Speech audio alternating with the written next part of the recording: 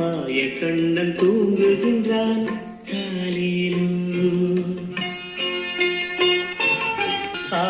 பாடி மாளிகையில் தாய்மடியில் கன்றினை போல் மாய கண்ணன் தூங்குகின்றான் காலையில் அவன் வாய் நிறைய மண்ணை உண்டு மண்டலத்தை காட்டிய பின் ஓய்வெடுத்து தூங்குகின்றான் ஆராரோ.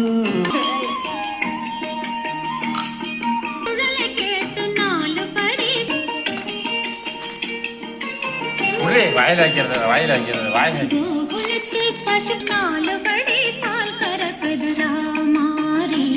அந்த